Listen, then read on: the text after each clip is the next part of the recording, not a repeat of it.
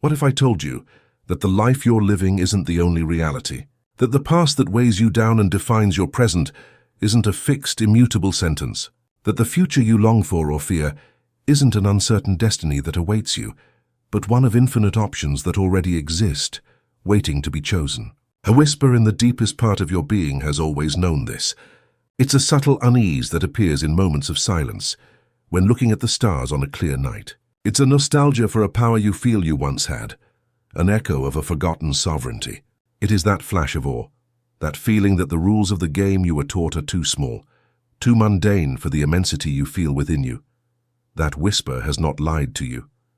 Since you were born, you have been trained to trust a set of assumptions that no one questions. You were taught that matter is solid, that time flows in an implacable straight line, and that you are an isolated consciousness, a separate self, navigating an external, objective, and indifferent universe. You call these assumptions reality, but that reality is a veil. It's a masterpiece of collective hypnosis, a tacit agreement that has kept humanity a prisoner of its own perceptions for millennia.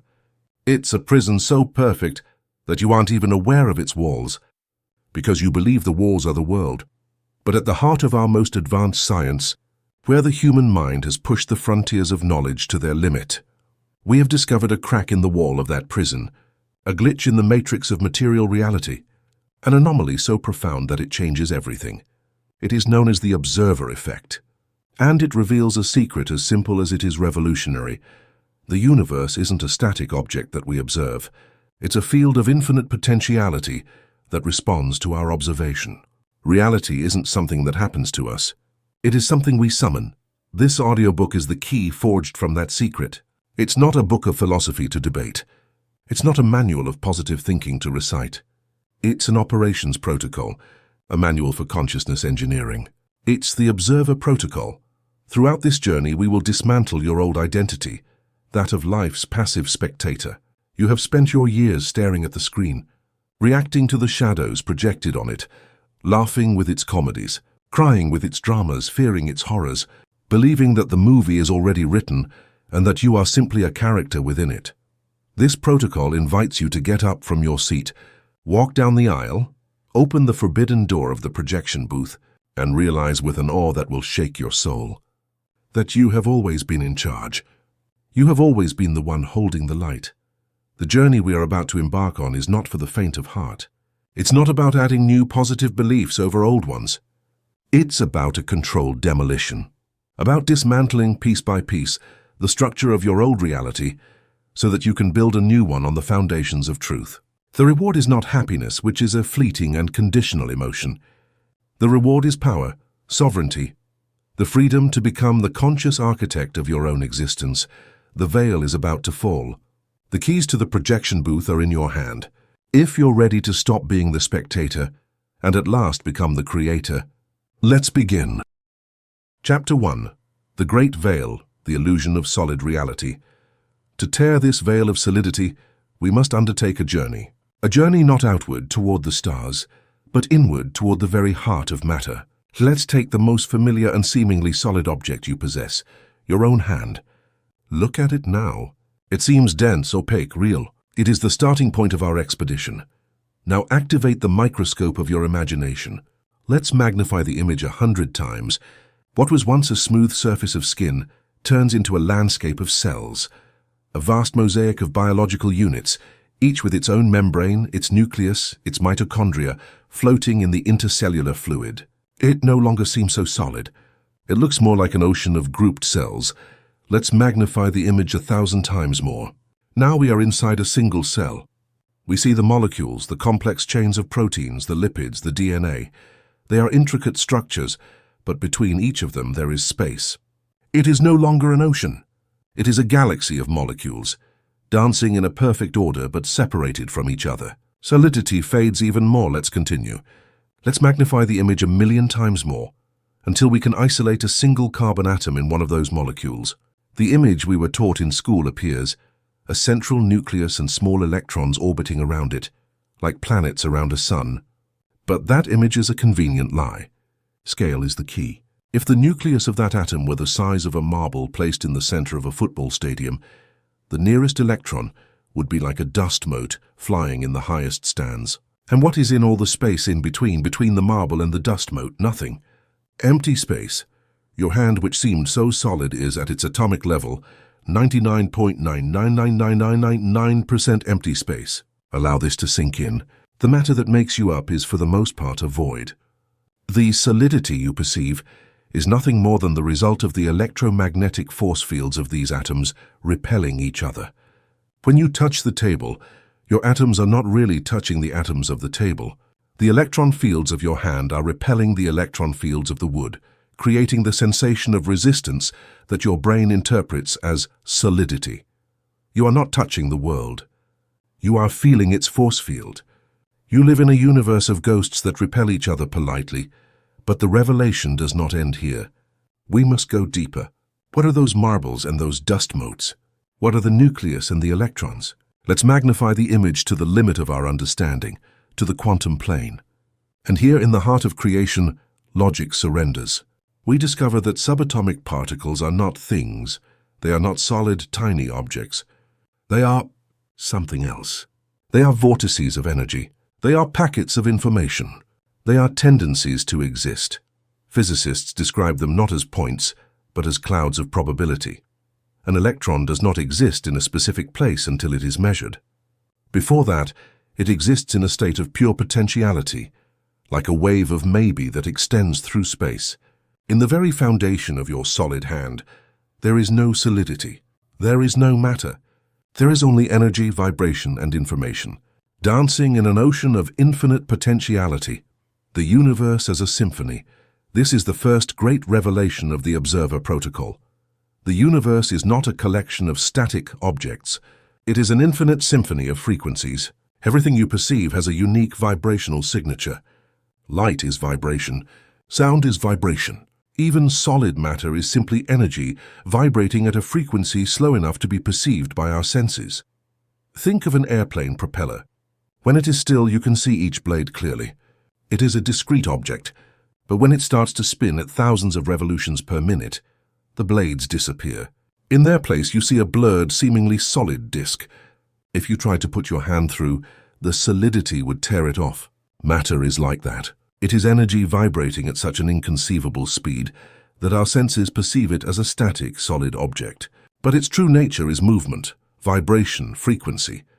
This understanding changes everything. If the world is not a set of fixed facts, but a field of vibrant frequencies, then the most important question ceases to be, how can I change the facts? The question becomes, how can I change the frequency? Because if everything is music, and you, as we will see, are one of the most potent instruments in the orchestra, perhaps you have the ability to change the note you are playing, and if you change your note by the law of resonance, the symphony around you has no choice but to change its harmony, to correspond with you. You have taken the first step. The veil of solidity has been torn.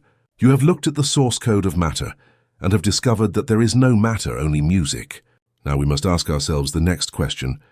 If the universe is this vast soup of vibrant energy, why do I experience it as a solid, stable, and predictable world? What or who is converting this symphony of potentiality into the concrete experience of my reality? The answer, as you are about to discover, is much closer and more intimate than you ever dared to imagine. The guardians of the veil, your senses as filters. If the universe is a vast soup of vibrant energy, why do I experience it as a coherent, solid, and seemingly objective world? What is the mechanism that translates that invisible symphony of potential into the tangible experience of a chair, a tree, a human face? The answer is the second revelation, the second hammer blow against the walls of the prison, this time against the inner wall. The translation mechanism is you. You are not a passive receiver of reality. You are an active and constant translation machine. You are the architect who takes the raw material of energy and builds it into the cathedral of your perception. We believe that our five senses are clear, open windows to reality, but they are not. They are incredibly narrow, specialized filters. They are the guardians of the veil, designed to show you only an infinitesimal portion of the real universe, the portion necessary for biological survival, while hiding the rest. Your sight.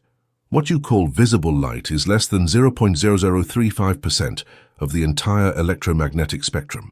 You cannot see the radio waves that carry music and conversations through you at this very instant. You cannot see the microwaves your phone uses, X-rays, gamma rays. Your visual perception of reality is like trying to understand all the world's literature by looking through the keyhole of a single library. Your hearing. Your hearing range is equally limited. You cannot hear the ultrasonic songs of dolphins or the infrasonic calls of elephants who can communicate over miles.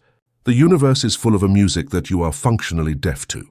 Your touch, taste and smell, they are chemical and pressure detectors, tuned to perceive only a minuscule range of molecules and interactions relevant to your survival. A dog can smell fear in your sweat at a level 1,000 times more sensitive than you can. Your senses do not show you the world. They show you an edited, censored, and radically simplified version of the world. They are the first layer of the veil. The architect of the hologram. Your brain as interpreter. Your senses are the data collectors, but it is limited, unprocessed data. The true magic of reality creation happens in the processing center, your brain. Your brain receives these scarce electrical impulses from your senses, and then, like the most brilliant architect, builds from them a coherent three-dimensional model of the world. It fills in the gaps. Your brain doesn't show you what your senses perceive. It shows you what it believes is there. You have a blind spot in each eye where the optic nerve connects to the retina. You don't see two black holes in your visual field because your brain, based on the surrounding information, actively paints in the missing information. It makes an educated guess. Much of what you perceive is not perception, it is invention. It interprets and assigns meaning. The brain receives a frequency of 430 terahertz from your eye and calls it red. It receives a vibration of 440 hertz from your ear and calls it the note A. These are not inherent qualities of the universe. They are interpretations, labels that your operating system assigns to neutral frequencies. It uses memory to predict. And here is the deepest key. Your brain is a prediction machine. Its main job is to use past experiences to predict the present moment and thus save energy. Most of the time, you are not seeing the world in real time. You are seeing a projection, a simulation generated by your brain based on what the world was like 5 seconds ago, and what you believe based on your programming. It should be like now. Reality as a controlled hallucination. We thus arrive at a conclusion shared by many neuroscientists and mystics. Your experience of reality is a controlled hallucination. It is not real in the objective sense. It is a construct, a user interface, a hologram generated by your brain to help you navigate the true universe, which is an incomprehensible field of information and energy. Think of your computer desktop. You have a recycle bin icon. You know there is no real metal trash can inside your computer. The icon is a useful representation, a metaphor that allows you to interact with a complex data deletion process. Your reality works the same way. The chair you see is not the ultimate truth of that energy cloud. It is the icon that your brain has created. It is a useful icon, to be sure. It tells you you can sit on this frequency without falling down. But it is an icon, not reality itself. The architect's power. This revelation can be disorienting at first, but it is the most empowering revelation a human being can have. Because if the universe is just a symphony of frequencies, part 1 revelation, and if your consciousness, through your senses and your brain, is the one that is actively interpreting and building that symphony into the experience you call life, part 2 revelation, then a question of immense power emerges from the silence. If you are the architect of the hologram, can you change the blueprints? If you are the projector that illuminates the film, can you change the film? If you are the one who interprets the music, can you choose to listen to a different song? The answer to all these questions is a resounding yes. The great veil of a solid external reality has dissolved. You have been introduced to your true role, not as a passive inhabitant of the world, but as its active architect. Chapter 2. The Secret of the Double Slit, the Science of the Observer Effect. To understand the strangeness of this secret, we must first establish the rules of the world we think we know, the world of common sense. Imagine we are in a lab. In front of us is a detection screen, and between us and the screen, there is a barrier with 2 small vertical slits, one next to the other. Our first experiment is simple. We will use a machine that shoots marbles one by one toward the barrier. Marbles are particles, solid and predictable objects. Some will bounce off the barrier, others will go through the left slit and others through the right. After shooting thousands of marbles, what pattern do we expect to see on the detection screen? Exactly what common sense dictates. 2 vertical lines of impacts, a perfect silhouette of the 2 slits. Each marble has followed a defined trajectory, passed through a single slit and left its mark. This is the behavior of particles. Now let's change the experiment. We replace the marble machine with a wave generator in a tank of water. The waves expand from their source and reach the barrier. Upon passing through the 2 slits, each slit becomes a new source of waves. These new waves expand, meet, and interfere with each other. Where the crests of 2 waves add up, the wave is higher. Where a crest meets a trough, they cancel each other out. What pattern will we see on the detection screen? We will not see 2 lines. We will see an interference pattern, a series of multiple vertical lines with bands of maximum intensity where the waves reinforced each other and empty spaces where they cancelled each other out. This is the behavior of waves. A wave does not choose one slit. It passes through both at once, and its potential is distributed throughout the space. So far, so logical. The world is divided into 2 categories: things, particles, and energy, waves. A marble is a particle. A wave is a wave. Simple. The ghost in the machine. Enter the electron now. We introduce the protagonist of our mystery, the electron. The electron is one of the fundamental components of atoms. It is, in theory, the brick with which your solid world is built. The question is the electron a marble or a wave? The physicists decided to find out.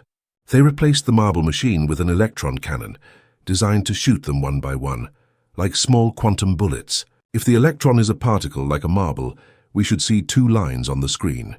If it is a wave, we should see an interference pattern. And here, for the first time, reality began to blur. They shot the first electron. Blip. A single point appears on the screen, like a marble. Aha, the physicists thought, it's a particle. They shot another. Blip, another point in a different place. And another. And another. Thousands of them, one by one. But as the points accumulated on the screen, a ghostly image began to emerge. They were not 2 lines. Slowly but undeniably, what formed was an interference pattern. The multiple bands of a wave. Allow the enormity of this to sink in. Each electron was shot individually. Each one arrived at the screen as a particle in a single spot. But the collective pattern they formed could only be explained if each electron, while traveling, had behaved as a wave, had passed through both slits at once, and had interfered with itself before deciding where to land. The electron was in some way a particle and a wave at the same time. It was a thing and a possibility at once. It was a ghost of potentiality that somehow explored all possible routes before manifesting as a fact in a single location. This revelation was already enough to blow 100 years of classical physics sky high. But the strangest part, the one that concerns you directly, was yet to come. The detective enters the scene. The logical mind of the physicists could not accept this duality. They asked the question that you and I would ask. This is impossible. It must have passed through one of the 2 slits. We just don't know which one. So they decided to spy. They decided to become detectives. They modified the experiment.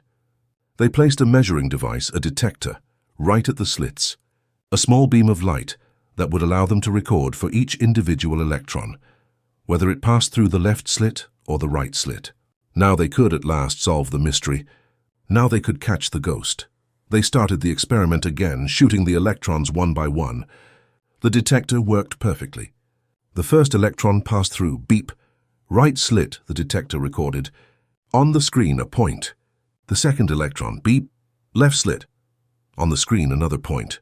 The third. Beep. Right slit. And so, thousands and thousands of times they had the data.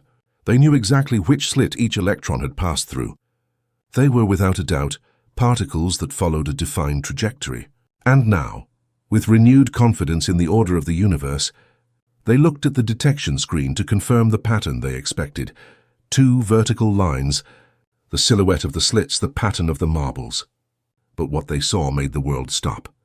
The interference pattern had disappeared. The moment they observed, the moment they measured, the instant the detective turned on his flashlight to look, the magic vanished. The electrons, as if they were shy actors who realize there is a camera rolling, stopped behaving like waves of potential and began to behave like simple, boring marbles. Let's repeat this, because it is the most important verse of the Observer Protocol. The act of observing changed the behavior of reality. Reality behaved one way, as a wave of potentiality, when no one was looking, and in a completely different way, as a localized particle, when a consciousness measured it. This is the observer effect. And it is not a theory. It is the most repeated and verified experimental result in all of physics. It is a fact of the universe. The implication is so profound that it chills the blood and expands the soul. Consciousness is not a passive spectator of a pre-existing universe. It is an active participant. The act of observing is not an act of seeing what is already there. It is a creative act that collapses infinite potential into a single fact. The ghost of potentiality was not caught. By being observed, it was forced to choose a form to become a body. And the observer, the one who forced that choice, was you. For years you have lived under the hypnosis of materialism, the belief that the world out there is the cause, and your inner world is the effect. You have believed that your feelings, your thoughts, and your state of being are a reaction to external events. I had a bad day because there was a lot of traffic. I'm worried because my bank account is low. I'm happy because you told me you love me. The observer effect inverts this equation with total force. The external world is not the cause. It is the effect. And the cause is you. You are the observer, the collapse of the wave in your life. The law that governs the electron governs everything. Your life, before you observe it, before you define it with your beliefs and your expectations, also exists as a wave of potentiality. Your health is not a fixed fact. It is a wave with infinite possibilities, from debilitating illness to radiant vitality. Your finances are not an immutable number. They are a wave with the potential for bankruptcy and for unlimited wealth. Your relationships are not a pre-written script. They are a wave that contains the possibility of betrayal and of the deepest love. Your habitual state of consciousness, the sum of your beliefs, your emotions, and your focus, is the detector in your own version of the double slit experiment. It is the act of observation you perform every second of every day. If your dominant belief, your act of observation, is "I never have enough money," you are placing a detector in the scarcity slit, and the quantum field, obedient, will collapse the wave of your financial potential into the particle of an unexpected bill, of an unforeseen expense, of a client who doesn't pay. Your external reality becomes the perfect reflection of your internal observation.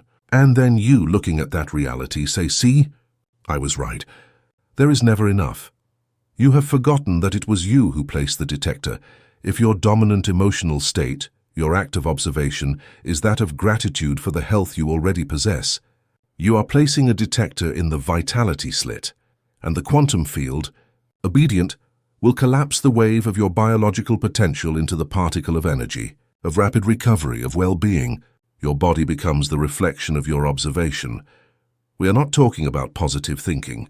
We are not talking about ignoring reality. We are talking about something much deeper. We are talking about deliberately choosing the point of observation from which you are going to collapse the next scene of your life. Unconscious observation versus conscious observation. But you might protest. I have not chosen this reality. I have not chosen my problems. And you are right. You have not done it consciously. Most of humanity lives in a state of unconscious observation. Your detector has been programmed by your childhood, by your traumas, by culture. It is on by default, always looking for the same evidence that confirms your old programs. You are collapsing the same reality over and over again, not by choice but by habit. You are trapped in a loop, reliving the past because your point of observation is fixed on it. The Observer Protocol is the training to move from unconscious observation to conscious observation. It is the art of taking control of the detector. It is the act of saying, "I acknowledge that my current reality is the result of my past observation. I accept the responsibility.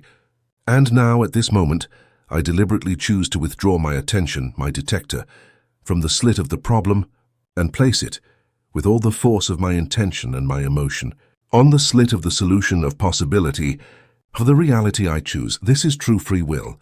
It is not the freedom to do what you want in a fixed world. It is the freedom to choose what world you are going to experience. The responsibility of the Creator. This revelation is the most empowering, but also the most challenging. It tears you out of the comfortable cradle of victimhood. You can no longer blame the stars, your parents, or the government for the movie you are watching, because now you know that the movie is yours. But with this responsibility comes a power that is the very definition of divinity, the power to choose. Chapter 3. You are the projector, not the screen, your central role. This revelation is the key that opens the prison door. But to cross the threshold and reclaim your freedom, it's not enough to hold the key in your hand. You must understand the nature of the door itself. You must realize who you have been and who you really are. Your entire life you have operated under a false identity, an assumption so fundamental that you have never questioned it. You have believed that you are the screen on which the movie of life is projected. You sit in the darkness, a passive spectator. The movie unfolds before you. Scenes of joy, of sadness, of success, of failure. Sometimes you laugh, sometimes you cry, sometimes you hide in fear. You believe the movie is reality, an external story that is happening to you. Your only power, you believe, is to react to the images. You are the effect, never the cause. Today I invite you to get up from your seat. I invite you to stop looking at the screen. I invite you to turn 180 degrees and look toward the back of the theater, toward that small window from which a beam of light emanates. Because the greatest secret is not that reality is a projection. The greatest secret is that you are the projector. The anatomy of illusion, the chains of the screen before you can operate from your true power as the projector. We must first understand why the illusion of being the screen is so convincing. How is this identity of a passive spectator forged? What are the chains that have kept you tied to your seat? There are 5. And they operate so subtly that you have confused them with reality itself. The first chain, the tyranny of the senses. The first and most powerful chain is the architecture of your own body. Your 5 senses are designed to point outward. Your eyes see the world out there. Your ears hear the sounds out there. Your skin feels the objects out there.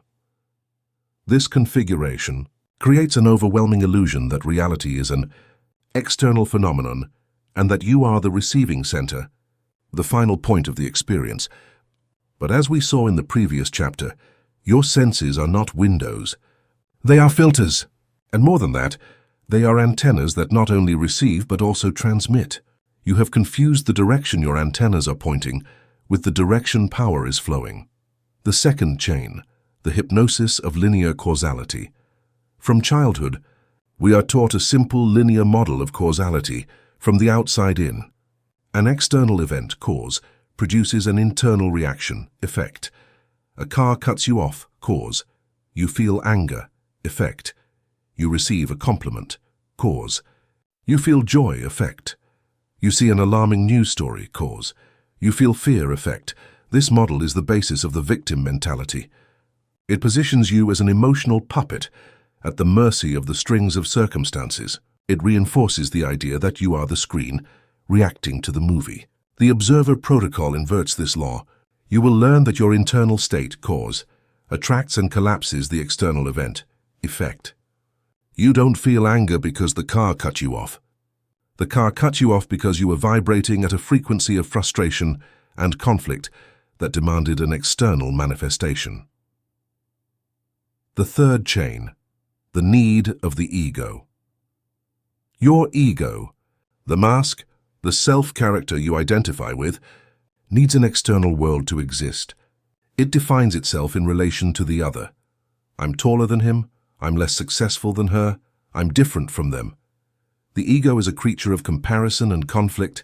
For its story to make sense, it needs to be a character in a movie. The idea that it is the projector, the source of everything, terrifies it, because it dissolves its own existence as a separate entity. Therefore, your ego will fight with all its might to keep you convinced that you are the screen. Because in the story of the screen, it is the protagonist, the fourth chain, the collective consensus. You live in a gigantic theater where almost everyone else is also hypnotized by the screen. They watch the same news, react to the same dramas, believe in the same limitations. This massive consensus creates a powerful resonance field that validates the illusion. When everyone around you acts as if they are the screen, it takes immense courage and sovereign clarity to stand up and declare, "No, I am the projector." To doubt the consensual reality is to be labeled as crazy, deluded, irresponsible. This chain is the fear of being excluded from the tribe, one of the most potent forces that keeps us trapped. The fifth chain, the prison of language. Finally, the illusion is engraved in the very structure of our language. The language you use shapes your reality, and our language is predominantly the language of the screen. We say, "Something terrible happened to me." The structure of the sentence implies that something is the active subject, and I am the passive object that receives the action. We say, "I'm having a bad day," as if the bad day were a virus you have contracted. We say, "He made me angry," giving another person power over our emotional state. Every time we use this language, we reinforce our identity as a victim, as the screen. We are unconsciously reaffirming the chains that bind us to the seat. These 5 chains, sensory, causal, egoic, social, and linguistic, have created the perfect experience of being a powerless spectator. But today, with the light of your consciousness, you have seen these chains. And the moment a chain is seen, it ceases to be an invisible prison and becomes a choice. Now you are ready to break them. You are ready to enter the projection booth. The anatomy of the projector. To operate as the projector, you must first understand its components. The machinery of your consciousness has 3 fundamental parts. The light source, your pure consciousness. The most fundamental component of the projector is its light source. Without it, there is no movie, no image, no reality. That light is your pure consciousness, your I am. It is the primordial energy of the observer, the very fabric of the universe. It is pure, formless, without judgment. It is the latent power of creation. When you're in a state of pure presence in deep meditation, you're experiencing the nature of this light in its unprojected state. It is power at rest. The film reel, the quantum field, and your belief system. The light needs something to illuminate. That something is the film reel, which represents the quantum field, the infinite library of all possible realities we talked about. However, in your personal projection booth, you don't have access to all the reels at once. The film reel that is loaded in your projector right now is your subconscious belief system. Your deepest beliefs about yourself, about life, about money, about love, act as the photographic negative through which the light of your consciousness must pass. If the frame of your belief is "I am not enough," the light of your consciousness will pass through it and project scenes of rejection and failure onto the screen of your life. If the frame of your belief is "the world is an abundant and friendly place," the same light of consciousness will pass through it and project scenes of synchronicity, unexpected help, and prosperity. You cannot project a movie of abundance if the reel you have loaded is that of scarcity. That is why the work of rewriting the code, which we will explore later, is so fundamental. The focusing lens, your attention and intention. Finally, you have the projector's lens. The lens does not create the light or the film, but it performs a crucial function. It focuses the light onto a single, clear frame. The lens is your attention and your intention. Your attention is the direction in which you point the lens. It is the act of selecting a general area of the film reel. Your clarified intention is the act of focusing the lens with millimeter precision on a single frame, on a specific scene, making it sharp and clear. When you direct your attention with a clear intention, you are consciously choosing which frame from the vast potential of your beliefs you are going to illuminate with the light of your consciousness, to project it onto the screen of the world. The projectionist's first act, conscious choice. Your first practice as a projectionist is not to learn complex techniques. It is to perform the first and simplest act of sovereignty, conscious choice. Instead of allowing the projector to run on autopilot, playing the same old movie of your past over and over again, you pause. You enter the projection booth in a state of meditation or simple stillness, and you ask yourself the director's question, "What movie do I choose to project today?" You choose a scene that represents your fulfilled desire, and for 5 minutes you become the projectionist. You load that film, and with the lens of your attention, you illuminate it with all the light of your consciousness. You immerse yourself in it. You feel it. You live it. This is the first act of deliberate creation. Navigating the delay, what about the old movie? This is where many new projectionists get frustrated. They do their 5-minute internal work. They choose the new abundance movie. But then they open their eyes, and on the screen of their life, the old bills to pay movie is still playing. And they conclude, it doesn't work. You must understand the physics of the projector. Reality, like a film, has inertia.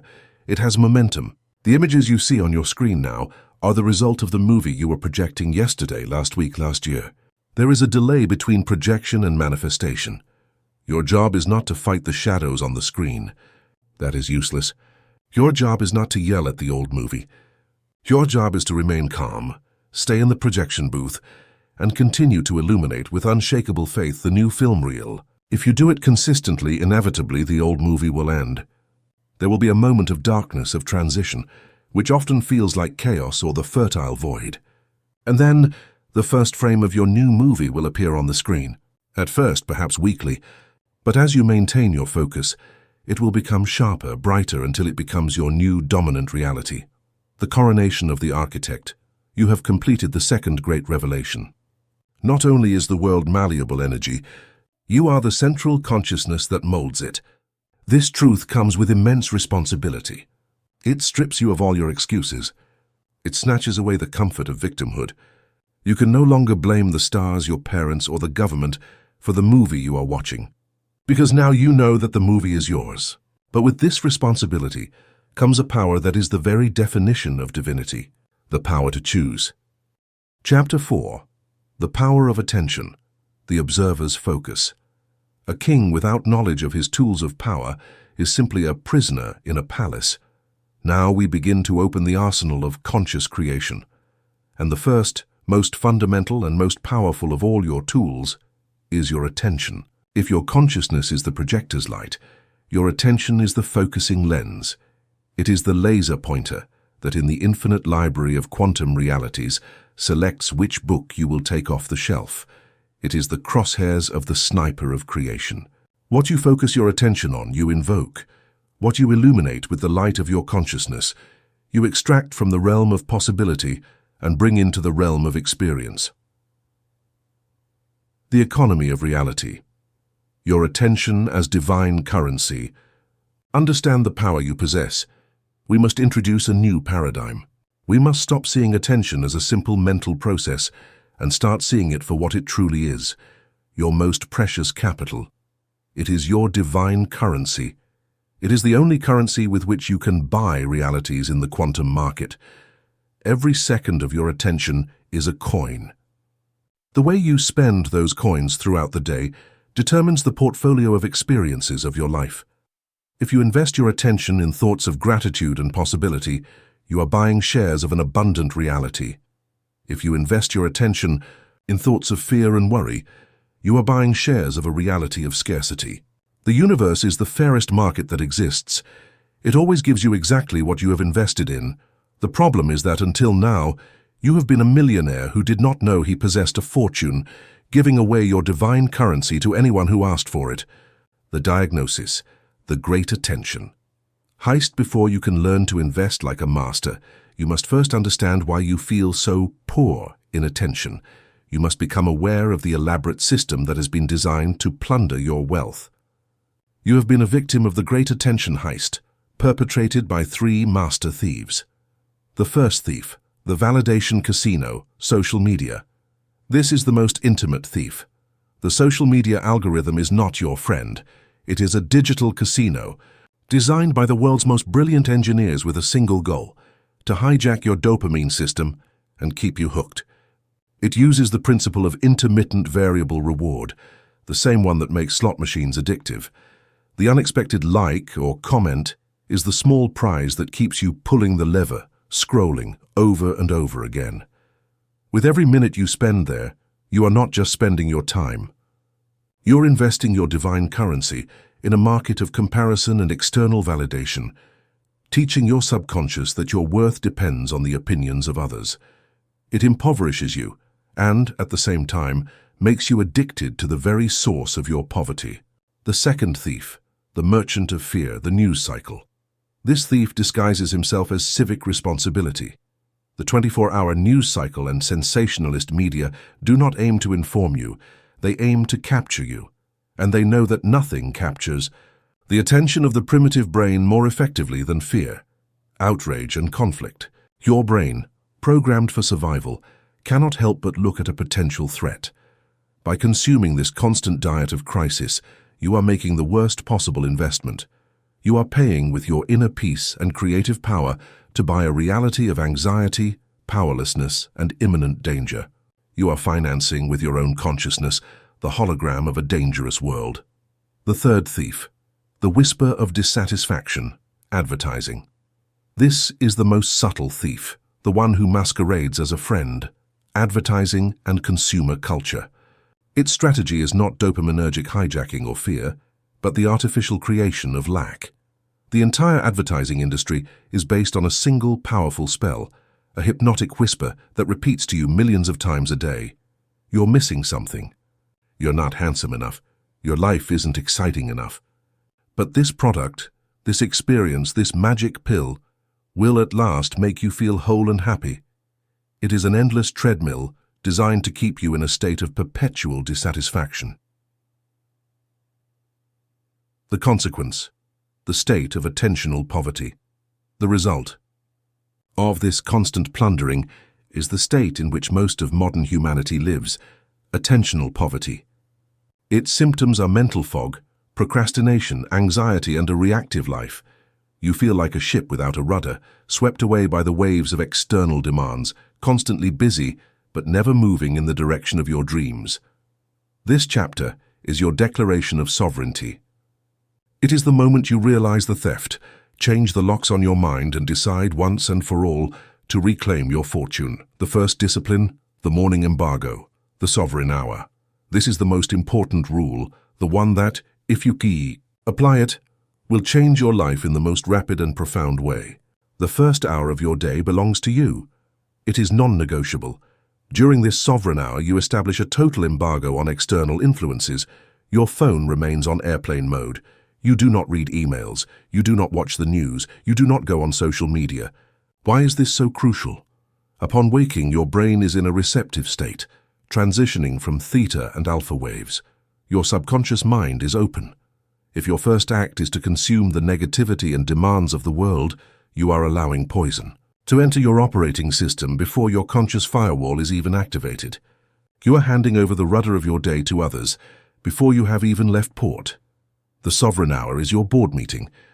It is when you, the CEO of your reality, decide the day's strategy instead of starting the day in the mailroom, reacting to others' memos.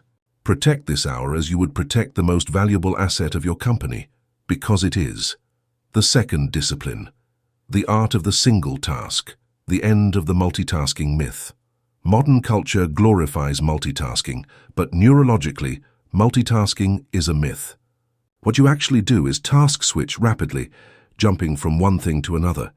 And each time you do, your brain pays a toll, a context switching cost.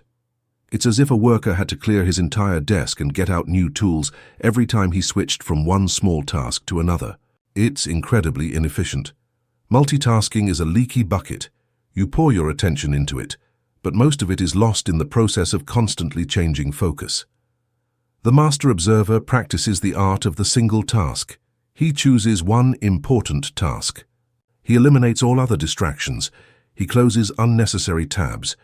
He puts his phone in another room, and he immerses himself in that single task for a defined block of time, e.g., 60-90 minutes. At first, your mind, addicted to distraction, will rebel. But with practice, you will rediscover the power of deep focus.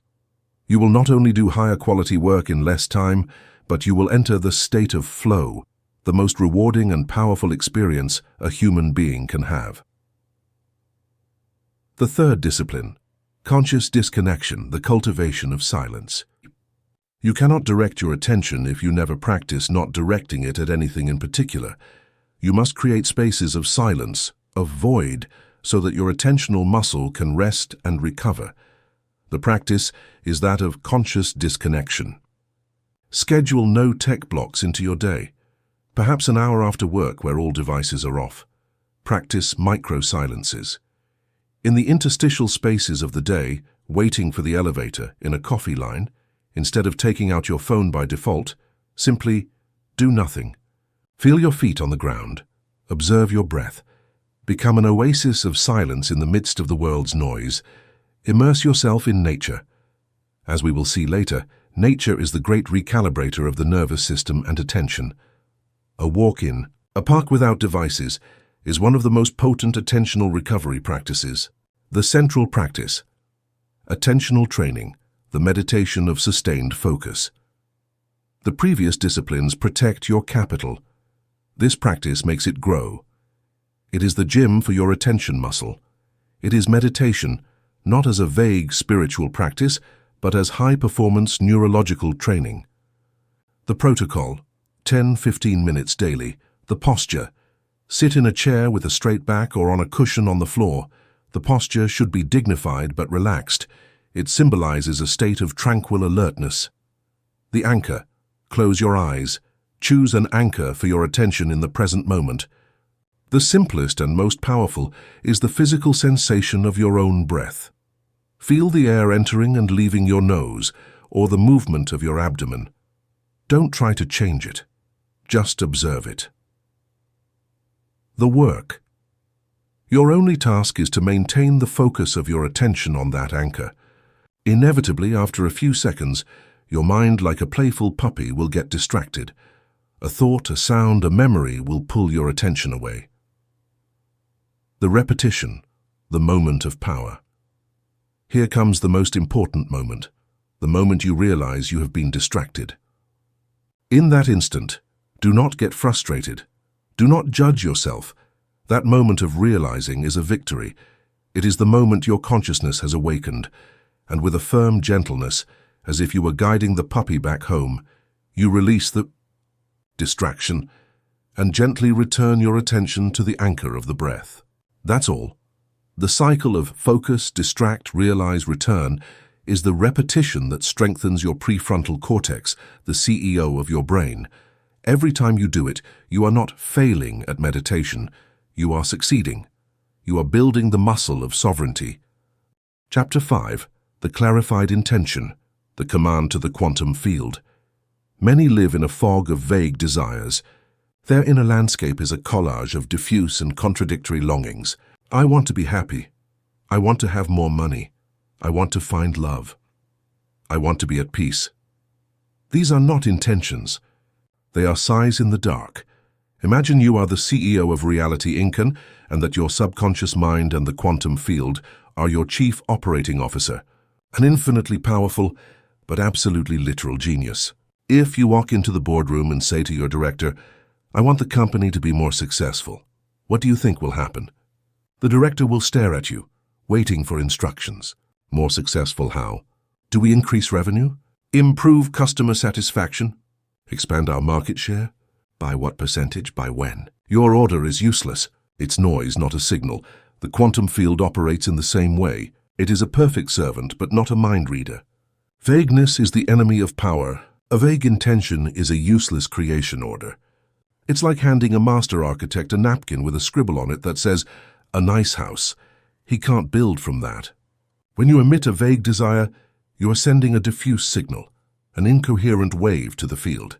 The universe, upon receiving this static, cannot collapse a specific reality, and in the face of ambiguity, it will, by default, do one of two things. It will do nothing, keeping your reality in a state of stagnation, or it will continue to play the familiar movie of your past, because that is the only clear command it has been receiving from your subconscious programming. Most of humanity's dreams do not die from a lack of power. They die from vagueness. The physics of clarity, collapsing a specific reality to understand why clarity is a physical requirement and not a simple preference, we must return to the double slit experiment. Remember that the electron, before being observed, exists as a wave of potentiality, a cloud of maybes that contains the possibility of being in infinite places at once. The act of observing, of measuring, is what collapses that wave into a specific particle at a specific point. Your clarified intention is the act of quantum measurement. When you hold a vague vision like "I want more money," your consciousness is observing the potential wave of your finances in a diffuse way. It's like trying to take a photograph with the lens completely out of focus. The result is a blurry image, a reality of maybe someday, of a little more here, a little less there. But when you hold a clear, specific intention, "I am deeply grateful for the 10,000 euros that flow into my account this month from expected and unexpected sources," you are focusing the lens of your consciousness on a single, specific point of the potential wave. You are measuring that reality. You are choosing a single frame from the infinite movie. And in doing so, you are giving the quantum field a precise coordinate to collapse. Clarity is not a preference. It is a requirement of the physics of creation. You cannot hit a target you cannot see. The anatomy of a high-yield investment order, an intention that moves the universe, an order that the quantum field cannot ignore, is not a simple thought. It is a piece of consciousness engineering, a perfectly formatted data packet. This data packet, this high-yield investment order, possesses 4 fundamental qualities. It is singular, the law of the laser. The untrained observer scatters his power. The master observer concentrates it. He knows that the key to exponential growth is not to make 100 small investments, but to make one big investment with the totality of his capital. The law of unique focus, as we have seen, is crucial. You choose your primary objective, your star asset, your primordial intention, and you decide for a period of time to dedicate the majority of your observational power to collapsing that reality. The energy that flows through a fire hose is much more potent than that which disperses through a garden sprinkler. It is specific and vivid, the language of the subconscious. The second quality is specificity. Vagueness is the enemy of power. For your subconscious mind, your inner architect, to accept and execute a buy order, it needs a detailed blueprint.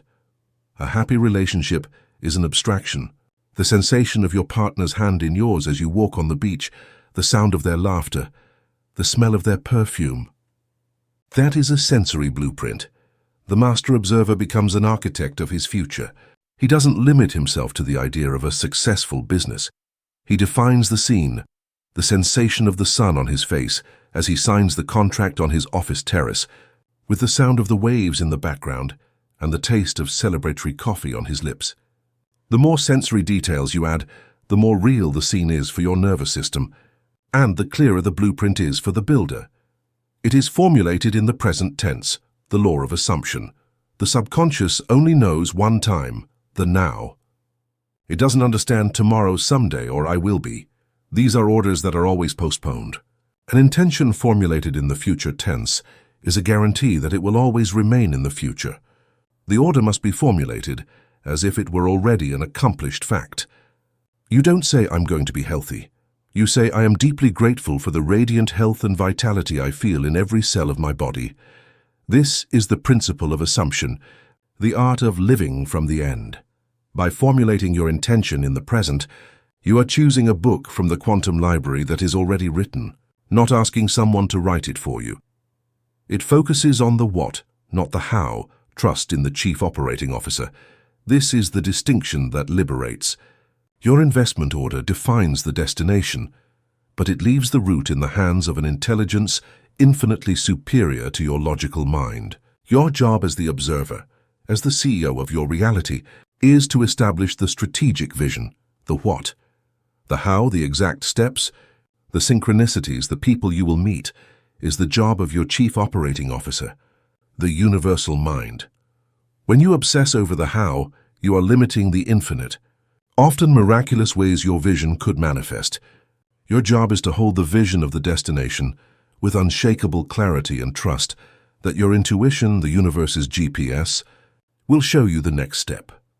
The first practice, the soul's prospectus, the design of the master blueprint. The master observer does not choose his intentions lightly.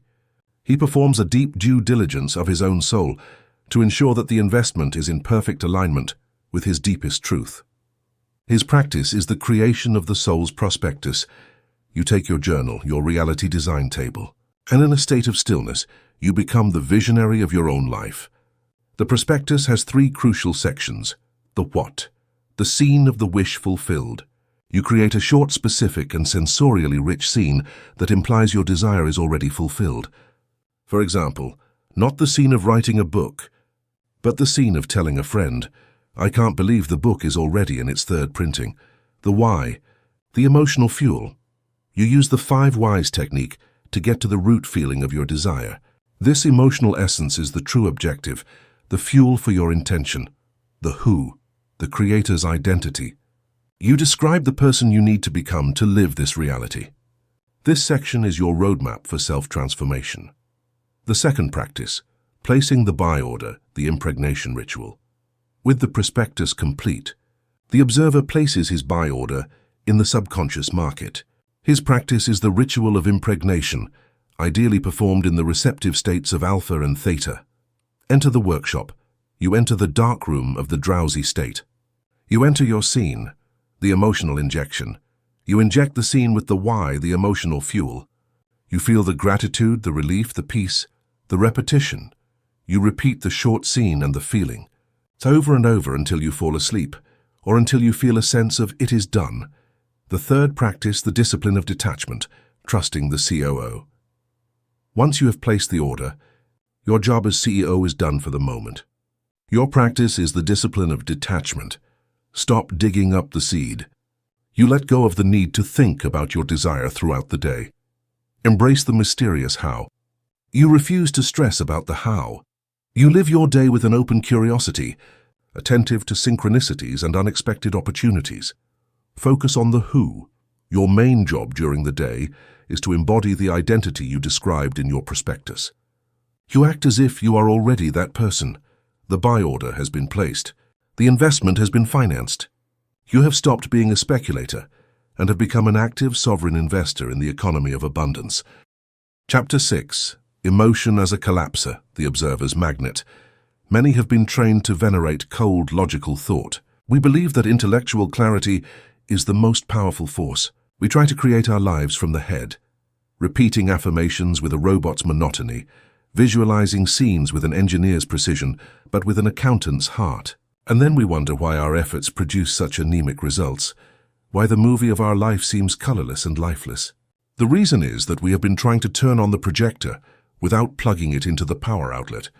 The final secret of the act of collapsing the wave, the key that turns the observer into a magnet, does not reside in the head. It resides in the heart. Welcome to the mystery and power of emotion as a collapser, the divine synergy, the brain and the heart. To understand why feeling is the multiplier, we must understand the divine synergy between the two great processes of your being, your brain and your heart.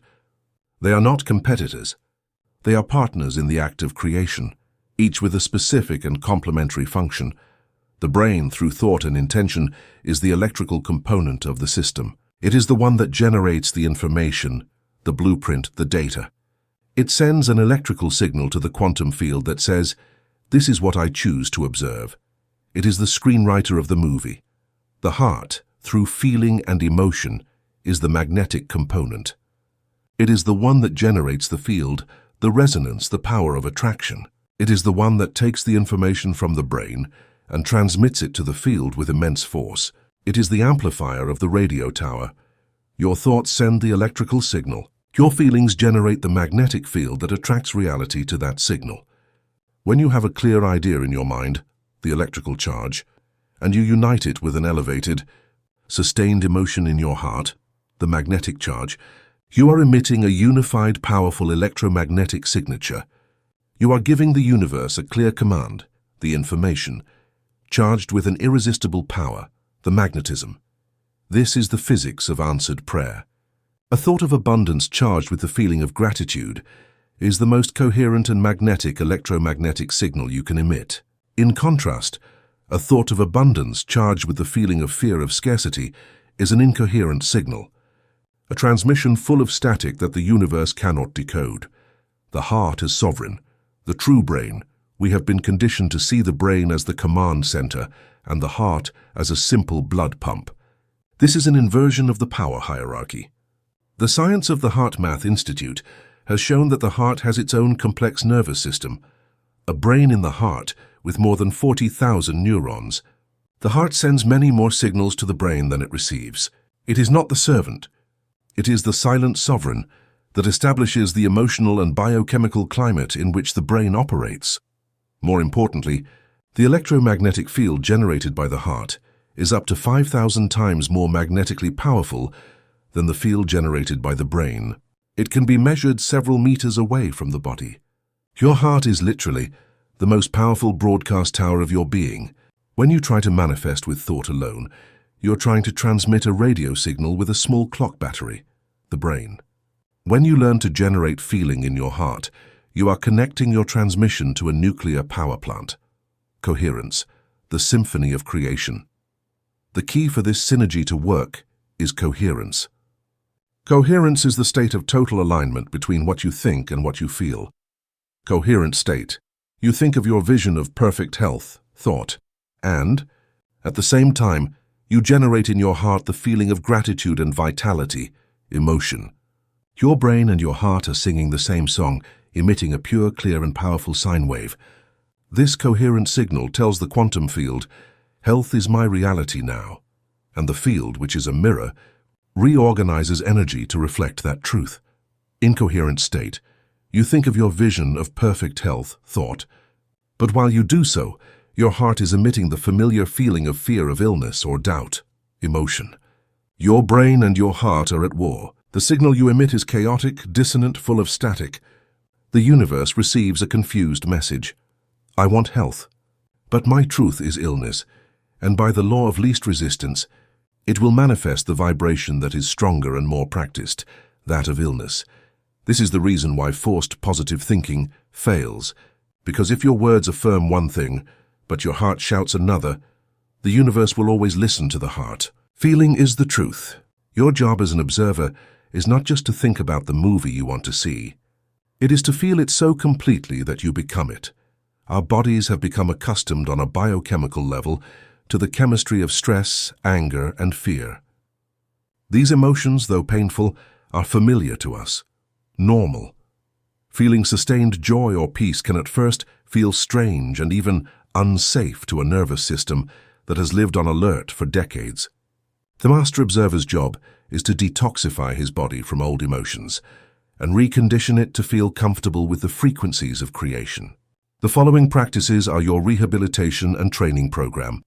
The first practice, the Heart-Brain Coherence Protocol. This is your fundamental calibration practice. It is the act of tuning your instrument before playing the symphony. You can practice it in the morning as part of your ritual, or at any time of the day when you need to change your state. Focus on the heart. Sit in a comfortable posture with a straight back. Close your eyes. Bring all your attention to the center of your chest, to the space of your heart. If it helps, you can place a hand over it to anchor your focus. Breathe through the heart.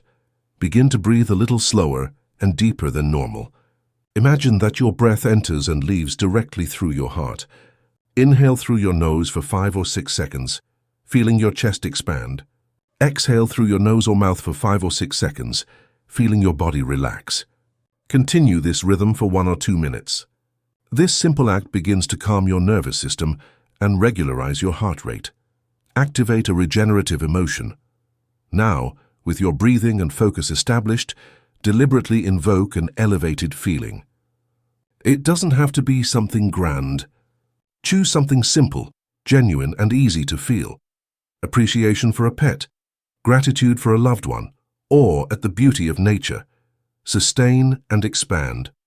Once you feel a spark of that emotion, hold it. Breathe through it. Imagine that warm sensation expanding from your heart throughout your body with every heartbeat. Stay in this state for 3 to 5 minutes or more. This protocol is not simply feeling good. It is an act of biochemical and biophysical engineering. You are creating a coherent, powerful wave that not only changes your biology, but also emits a clear, magnetic signal to the quantum field.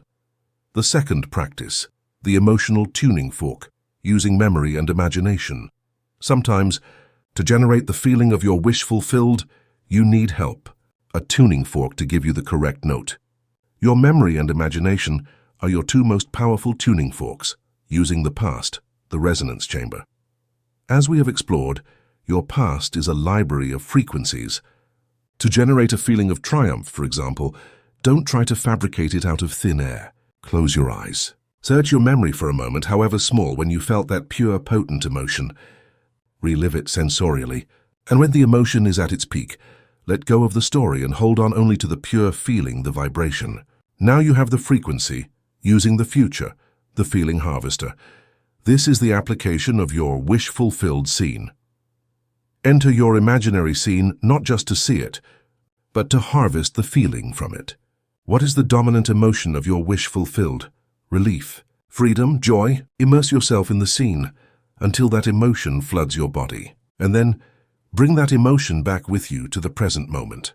You are literally living in the end on an emotional level. The third practice, the somatic bridge, the body's shortcut. What happens when you feel so bad that invoking an elevated emotion seems impossible? You cannot jump from despair to joy. You need a bridge. The bridge is your body. Identify the physical signature. In your moments of meditation, when you are feeling an elevated emotion like peace, ask yourself, what is the main physical sensation of this peace in my body? Maybe it's a feeling of relaxed shoulders and a loose, warm abdomen. That is the somatic signature of peace for you. Build the bridge. Now, when you find yourself in a state of anxiety, tense shoulders, tight abdomen, your only task is not to feel peace, which is too difficult. Your only task is to imitate the physical signature of peace. Consciously relax your shoulders, loosen them, breathe deeply into your abdomen, deliberately trying to make it feel loose and warm. Don't chase the emotion. Simply create the physical container for it. What you will discover is that often, by holding the physical posture of an emotion, the emotion itself begins to arise to fill that space. It is a backdoor, a shortcut to access the desired state when the main door of the mind is blocked. The law of emotion as a collapser has been revealed to you. You are no longer a victim of your moods, a leaf carried by the wind of circumstance. You are a musician, a frequency engineer, the sovereign director of your own symphony. You have learned the most liberating truth.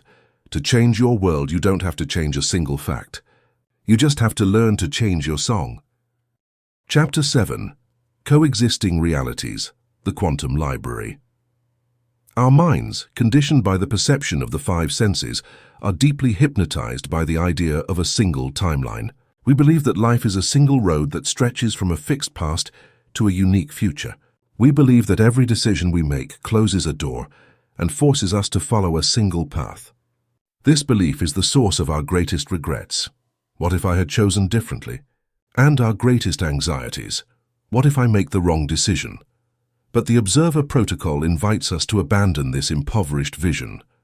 Quantum physics, in its most audacious interpretations like the many worlds interpretation, posits an idea that mystics have taught for eons. The universe does not choose. The universe allows everything.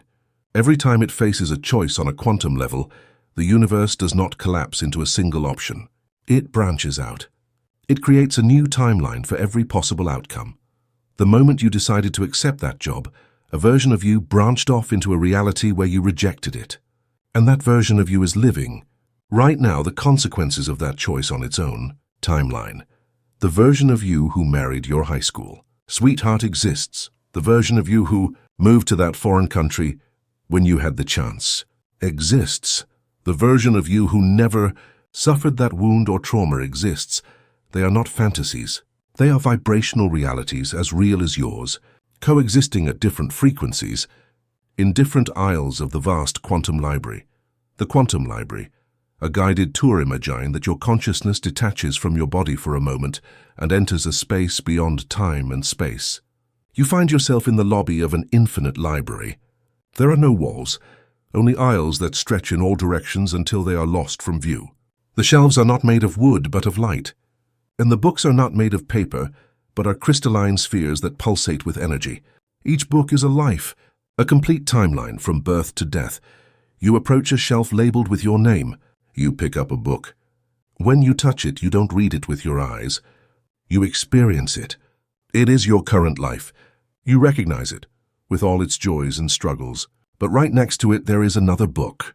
You touch it, and you experience the life you would have had if you had made that big decision differently 10 years ago. It is a different life with other challenges, other joys. And next to it, another book. And another. And another. Millions of them. The life where you became an artist. The life where you became a scientist. The life of loneliness. The life of the big family. They all exist. They are all real. They are all valid. Creation is finished. Now you understand your true role.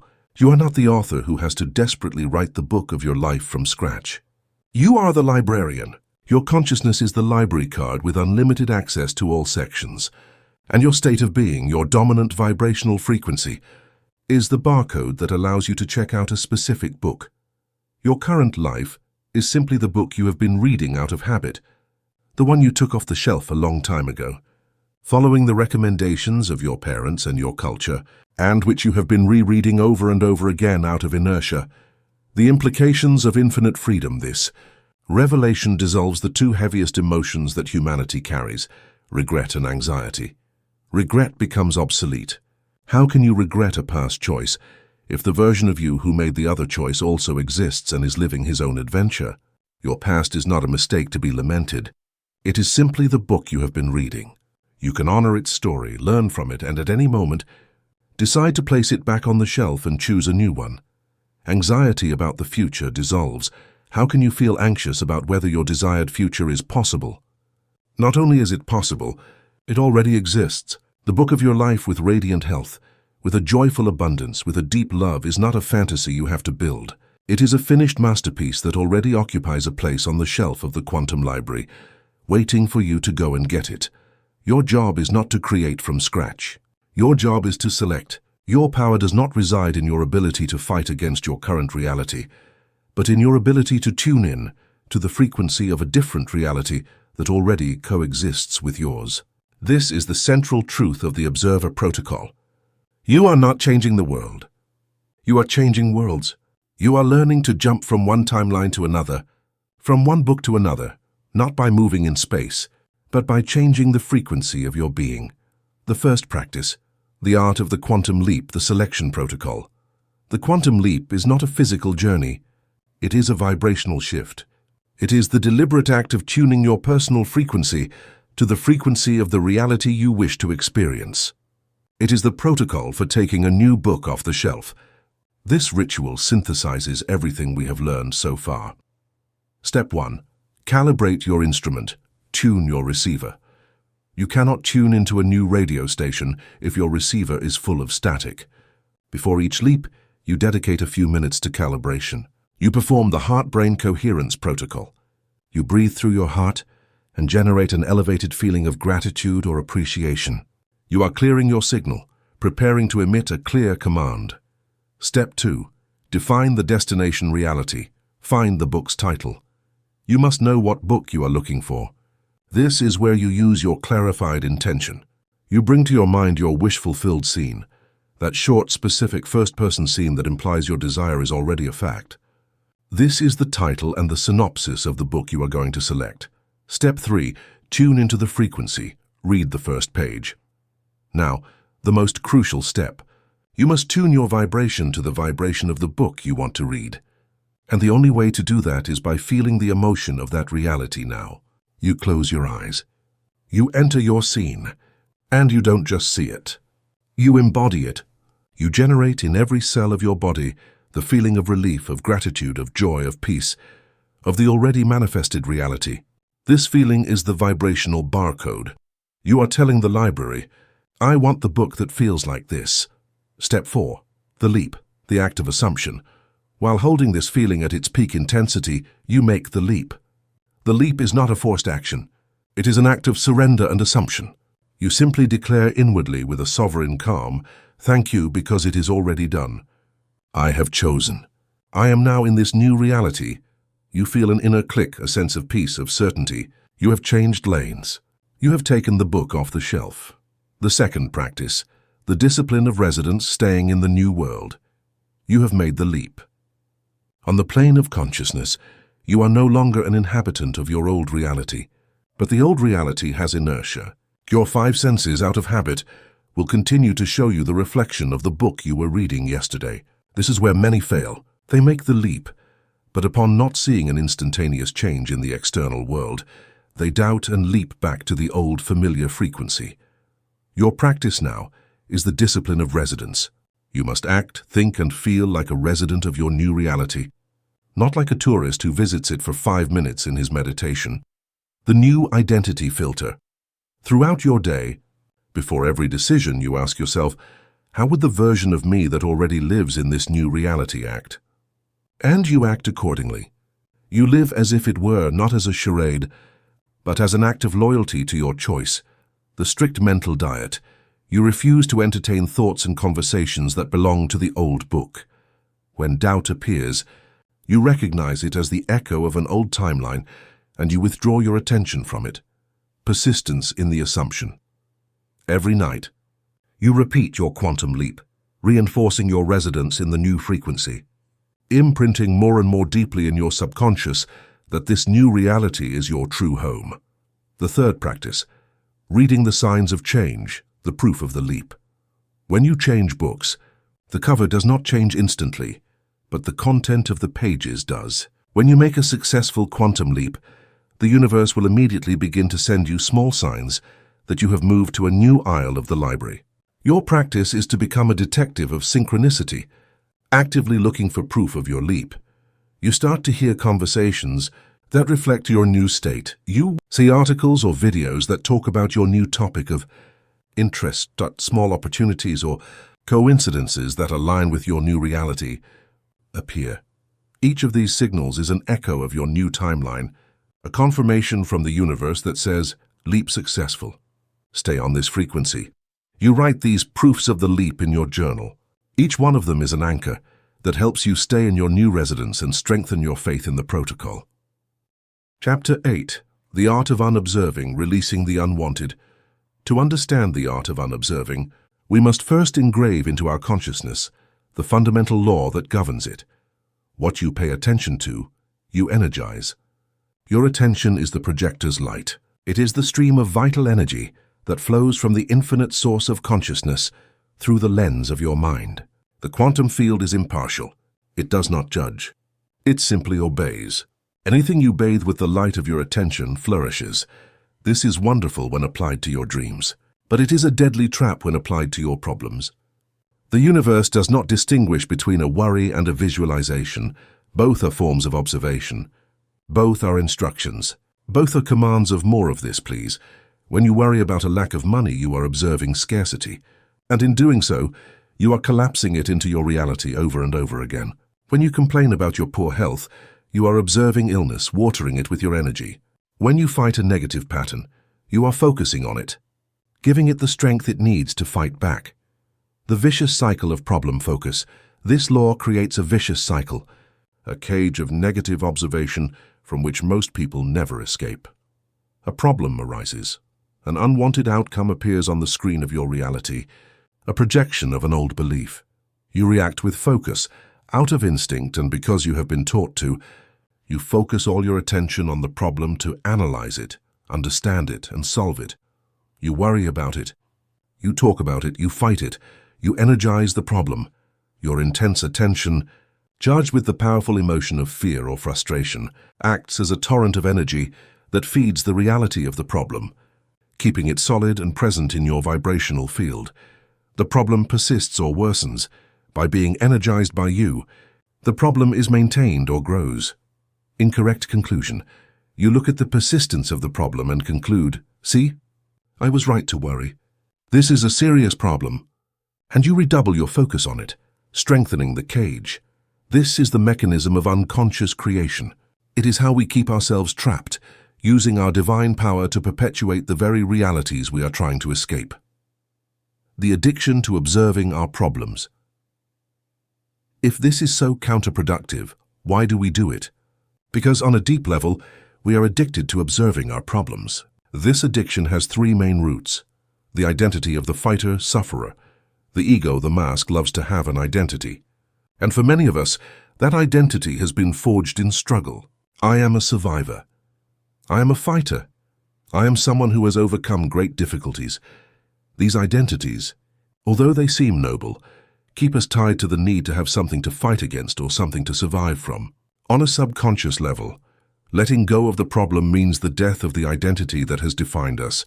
Who would you be without your struggle? The ego fears that question more than anything. The illusion of control through worry. The ego believes a fundamental lie, that worrying about a problem is a way of controlling it. It believes that if it stops watching the threat, it will get out of control and destroy it. It confuses worry, which is an act of negative imagination, with responsible action. Keeping an eye on the problem feels like an act of diligence, when in reality, it is an act of sabotage. The biochemical addiction. Our bodies can literally become addicted to the chemistry of our problems. If you have lived in a state of stress and anxiety for years, your body has become accustomed to functioning on high doses of cortisol and adrenaline. A state of peace and no problem can feel so strange that the body, through the mind, will seek or create a new drama to get its familiar dose of survival chemistry. Breaking free from the observation of the unwanted, therefore, requires not only a new technique, but a profound transformation of identity and biology. It requires the courage to let go of the identity of the fighter, the illusion of control, and the addiction to drama. The first practice, the mental embargo, cutting off the supply. The first act of the master observer to dissolve an unwanted reality is to declare an embargo on it. A total and absolute embargo on his most precious resource, attention. This is not a practice of ignoring in the sense of denial or repression. It is a sovereign and deliberate act of withdrawing your energy from an investment you no longer wish to maintain. The embargo protocol. Identify the embargoed reality.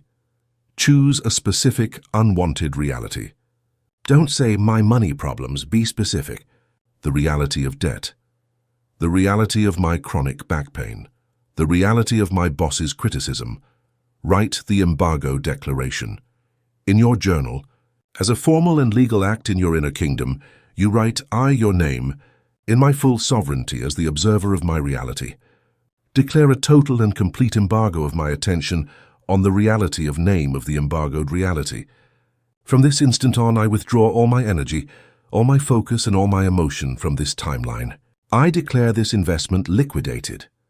Implement the pivot and cancel technique. During your day, your old habit will try to direct your attention to the embargoed reality.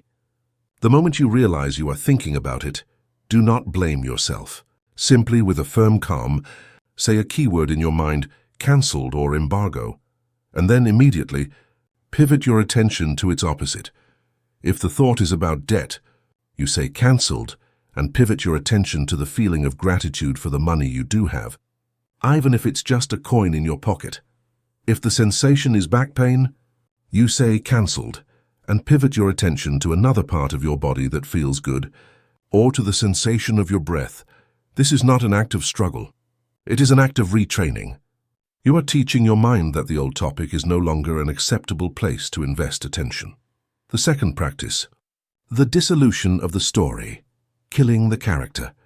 Unwanted realities are kept alive not only by our attention in the present, but by the story we tell about them, a story that originates in the past. The story is the software that runs the program of the problem. I've always been bad with money. In my family, everyone suffers from this illness. I've never been lucky in love. Every time you tell this story, to yourself or to others, you are reinforcing the identity of the problem, adding more fuel to its fire. The art of unobserving requires the art of stopping telling the old story. The new narrative protocol. Identify the old story. What is the story you tell yourself about your problem? Write it down. Look at it with detachment, like a literary critic. Stop telling it. You make the conscious decision to no longer verbalize that story. You retire it. Prepare a bridge response. People, out of habit, may ask you about your problem. Prepare a short, neutral, and future-oriented response. If they ask about your financial situation, instead of telling the old story of debt, you say, I'm focused on creating new opportunities and on expanding my financial well-being. If they ask about your health, you say, I feel stronger every day. I am focused on my vitality. You are not lying. You are being loyal to the new reality you are collapsing, not to the old one you are dissolving. You are letting the old character die from lack of time on stage. The third practice, the art of quantum exchange, changing the channel. This is the most active and powerful practice. You cannot simply create a void of attention. You must immediately fill it with the observation of what you do want. You must exchange one reality for another, the exchange protocol. This ritual is best practiced in a meditative state, but it can also be done in an instant throughout the day. Visualize the unwanted. For a brief instant, allow the image or feeling of the unwanted reality to appear in your mind. Look at it as if it were on an old black and white television screen, full of static and with the volume low. Do not get emotionally involved. Simply observe it with detachment. Find the remote control. Now in your imagination, visualize that you have a remote control in your hand, the remote control of your consciousness. It is solid, it is real, it has power. Change the channel. With a clear and deliberate intention, point the remote at the screen and press a button. Feel the click. Flood yourself with the new reality. Instantly, the old image is replaced by the new one. The screen is now widescreen in 4K, with vibrant colors and surround sound. It is your wish-fulfilled scene. It is the movie of your new reality. Now don't just watch it. Immerse yourself in it. Feel the joy, the gratitude, the peace. Let that new reality flood all your senses and your entire being for at least 60 seconds. By practicing this repeatedly, you are rewiring your brain. You are creating a new neural association. The old problem is no longer an anchor that drags you down into fear. It becomes the trigger that instantly catapults you into the vibration of your wish fulfilled. You have turned poison into medicine. Chapter 9. The Observer's Flow. Effortless Creation. In the initial stages, the path of the conscious creator is that of the engineer. It is a path of precision, discipline, and conscious effort. You need to build the scaffolding, learn to handle the tools, and follow the blueprints. This is a necessary and honorable step, but the goal of all this work is not to become a more efficient engineer. It is to transform yourself into an artist. The engineer calculates and builds. The artist channels and creates. The engineer follows the blueprint. The artist becomes the blueprint. The engineer operates from logic and control. The artist operates from intuition and surrender. The state of flow is the moment when the engineer, having so completely mastered his craft, drops his tools and manuals and begins to dance with creation. It is the moment when technique becomes so internalized that it disappears, giving way to pure, effortless expression, the anatomy of observer flow, the pillars of mastery. The state of observer flow is not a happy accident. It is the inevitable consequence of an inner machinery that at last works without friction, in perfect harmony. It is the experience of your fully embodied sovereignty. This state is supported by 4 unmistakable pillars. Unified perception, the end of separation. The untrained observer lives in a world of duality. There is an I in here and a world out there. The I tries to influence the world. There is a separation, a gap that must be crossed with effort. The observer in flow has transcended this illusion. For him, the separation between the inner world and the outer world has dissolved.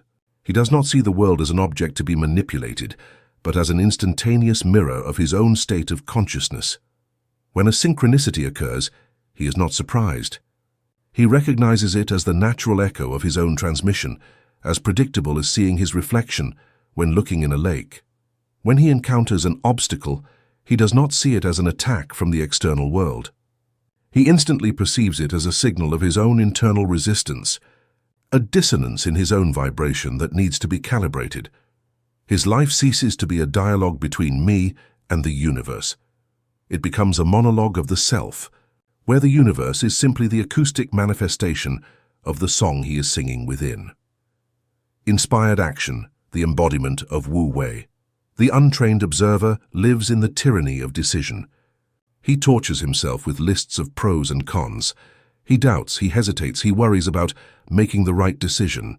His action is born of analysis and fear.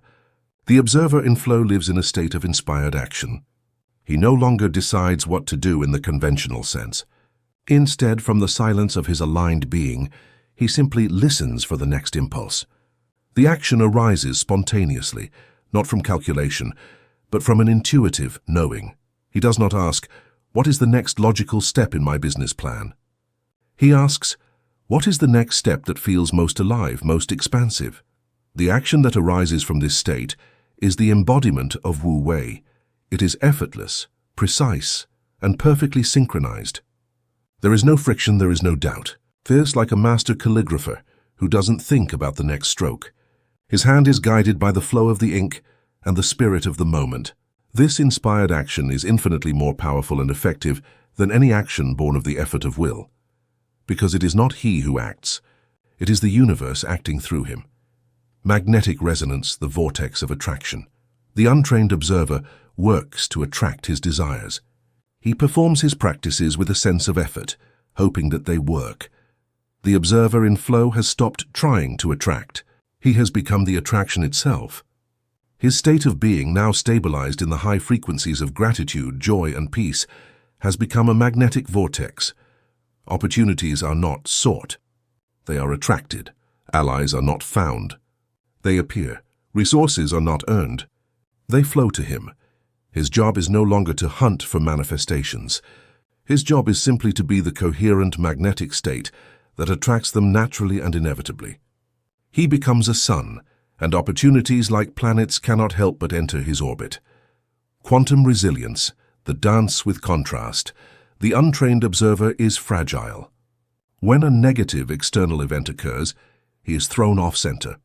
His vibration plummets. His faith wavers. The event becomes a drama that can last for days or weeks. The observer in flow has developed quantum resilience. He is not immune to contrast or challenges, but his relationship with them has completely changed. He no longer sees them as failures or problems. He sees them instantly as feedback. An unwanted outcome is not a verdict. It is valuable data that informs him that his vibration has strayed slightly and needs a small recalibration. He transmutes the event instantly. He uses the alchemical question, what is the hidden opportunity here? To what greater good is this redirecting me? His vibrational recovery time is almost instantaneous. Like a cork in water, he may be submerged by a wave, but he bobs back to the surface in seconds, not in days. He doesn't live in a world without storms. He lives as the eye of the storm, a center of unshakable calm in the midst of apparent chaos, knowing that everything serves his expansion. The first practice, the dissolution of protocol from scaffolding to temple. Throughout this manual, you have learned a protocol, a series of practices and techniques. Belief auditing, visualization, calibration. These techniques are the scaffolding, the tools necessary to build the edifice of your new consciousness. They are essential. But the goal of all scaffolding is not to remain forever. It is to be removed once the building is solid. The person who has achieved mastery no longer clings to techniques with a beginner's rigidity. Why? Because he has practiced them with such devotion and consistency that they have become automatic, subconscious. They have dissolved into his way of being. Meditation. He no longer needs to practice meditation for 20 minutes to find calm.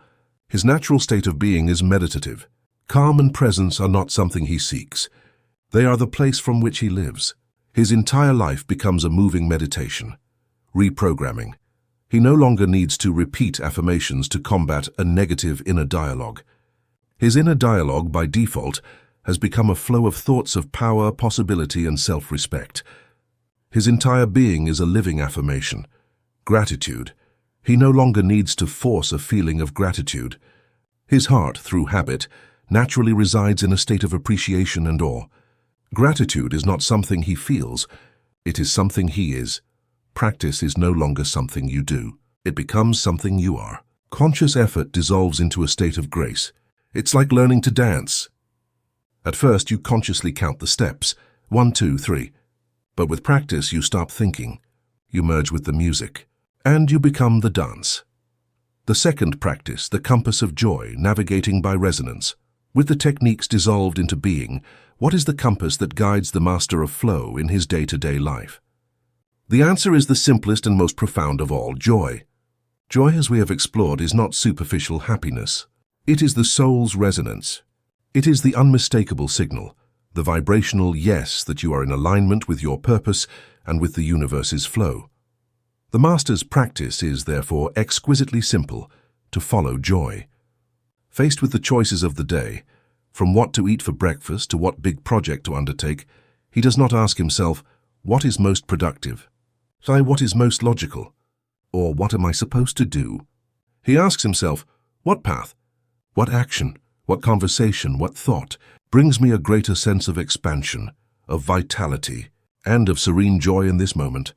And he trusts that compass with absolute faith, knowing that the path of joy is always the path of power, of abundance, of service, and of fulfilled purpose. Joy is not a distraction from the path. It is the path itself, paved with gold by the universe. The third practice, life as art, the canvas of the now. Finally, the master of flow stops seeing his life as a series of problems to be solved or goals to be achieved. That is the mentality of the engineer, a necessary but not final stage. The master transcends this vision and begins to see every day, every moment, as a blank canvas on which he can create a work of art. The practice is to approach every task, from the most mundane to the most sublime, with an artist's mentality. When washing the dishes, he doesn't do it to finish the task. He does it with total presence, feeling the warmth of the water, seeing the beauty of the foam, turning an act of cleaning into a moving meditation, an ephemeral work of art. When writing an email, he doesn't do it to communicate information.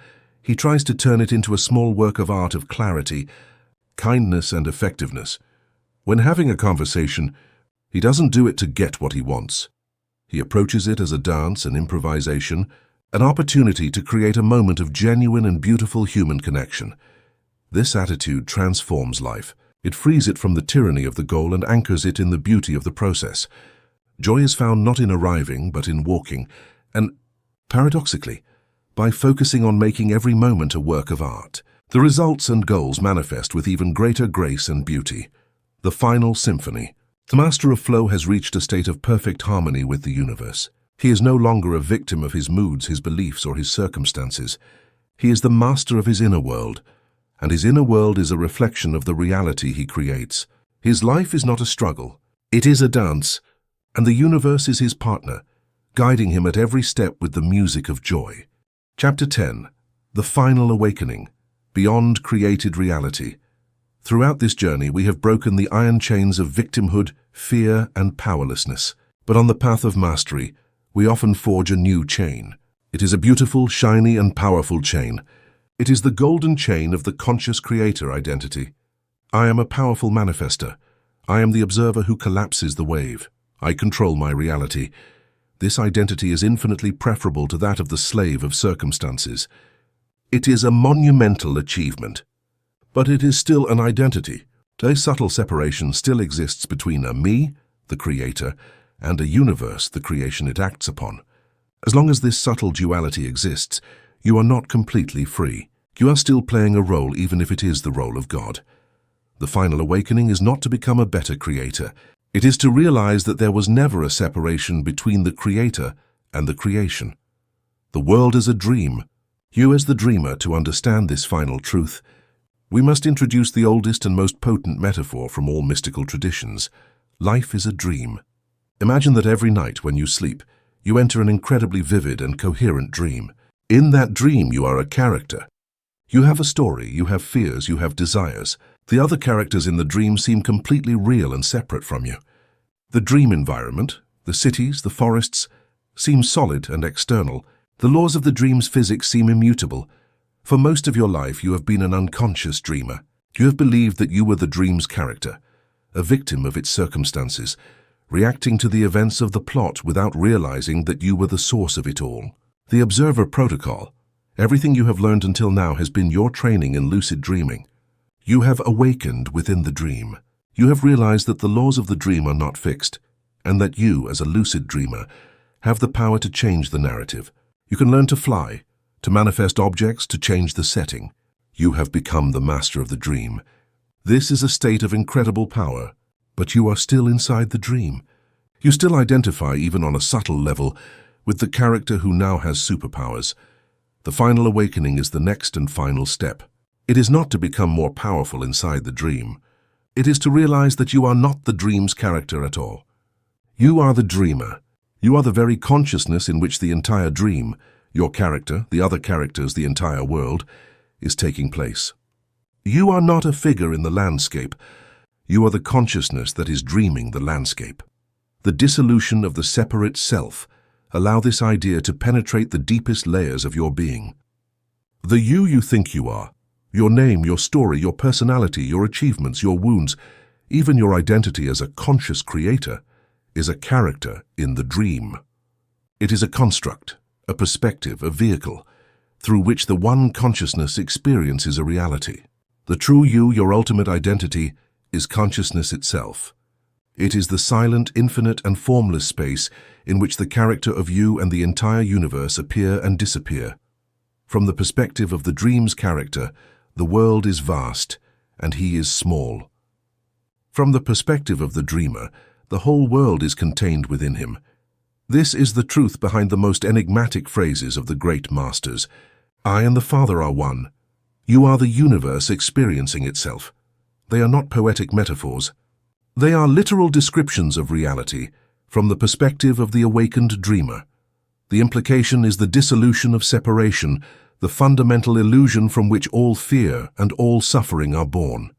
If you are the consciousness that dreams the whole, what can you be afraid of? Whom can you envy? Who can you fight against? Fighting another character in the dream is like your left hand fighting your right hand. It is a civil war within a single being. The final awakening is not the acquisition of more power. It is the dissolution of the entity that felt the need to acquire it. Living as the awakened dreamer does not mean abandoning the dream. It means participating in it, but from a new center of gravity. You stop playing the game of life to win something for your character, and you start playing it for the pure joy of the experience, knowing that everything is an expression of yourself. Life ceases to be a problem to be solved, and becomes a work of art to be experienced. This state of being, the state of the awakened master, radiates three unmistakable qualities: the qualities of the awakened dreamer, unshakable peace, the ocean's silence. While you identify with the dream's character, your peace is conditional. It depends on the dream's events unfolding in your favor. It depends on your ability to manifest your desires. When you identify with the dreamer, with consciousness itself, your peace becomes unconditional. You realize that your true nature is like the deep ocean, vast, silent, motionless. The events of your life, the joys, the sorrows, the successes, the failures, are like the waves on the surface. They can be turbulent or calm, but they never ever disturb the stillness of the depths. Your peace no longer depends on your ability to control the waves. Your peace comes from knowing that you are the ocean. This peace is not an emotion. It is the very texture of your being. It is unshakable. Unconditional love, the recognition of being. While you identify with the character, you see others as separate entities. They are competitors, allies, threats, sources of love or pain. Your relationships are transactional, based on need and fear. When you identify with the dreamer, you look into another person's eyes and you no longer see an other. You see another manifestation of the one dreamer. You see God disguised as your partner, your boss, the person who serves you in the store. You see yourself playing another role in the same divine play. Judgment becomes impossible. Irritation dissolves into compassion. Resentment is transmuted into understanding.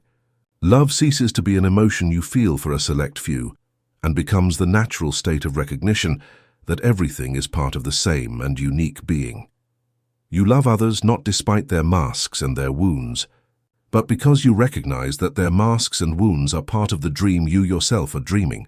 Creation as a divine game, Lila. While you identify with the creator character, manifestation is a serious business. It has a purpose: to improve the character's life, to give him security, to give him happiness. When you identify with the dreamer, creation is transformed. It ceases to be a means to an end and becomes an end in itself. You no longer create to get things or to fix a supposed lack in your life. You create for the pure, overflowing, and joyful act of expression. This is the truth behind the Hindu concept of Lila, the divine game. The universe was not created out of a grave need. It was created out of the joy of creation. The dreamer does not dream because he is bored or lonely. He dreams for the pleasure of experiencing the infinite variety of forms, colors, and emotions that exist within his own consciousness. Your life, lived from this place, becomes an act of divine play. You choose a goal not because you need it to be happy, but because the adventure of manifesting it seems like an exciting game. You serve others, not out of a sense of duty, but because the act of love flowing through you is the most joyful experience that exists. Your life becomes your work of art, created at every instant not out of need, but out of love for the game. The final practice, the art of being. Throughout this protocol, you have learned many practices. You have been the engineer, the architect, the musician. The final practice is the dissolution of all practices. It is the art of simply being. There is nothing to do. There is nothing to achieve. There is nowhere to go. You are already what you have been seeking. The final practice is the simplest and deepest meditation. Rest in the I am. You sit in silence. You let go of all techniques, all focuses, and you simply rest your attention on the pure sensation of being, on the I am that exists before any thought, any emotion, any identity. I am is not I am this or I am that. It is the simple, silent, and luminous fact of your own existence. Observe the observer. In this silence, you realize that you can observe your thoughts, you can observe your emotions, you can observe your body, you can observe the world. But who is the one who observes? You turn your attention back on itself, and in that turn, you find nothing. You don't find an object, you don't find a person, you find a space, an openness, a conscious silence, and in that silence you rest. You have come home. The codex has been deciphered. The journey through its verses has concluded. But the final revelation, the twist at the heart of the initiation, is that there was nothing to decipher, only to remember. The knowledge was not in this manuscript. It was and always has been in you, the reader. The codex is not a book of paper and ink. It is you. You are no longer the scribe who tries to shape reality. You are the script.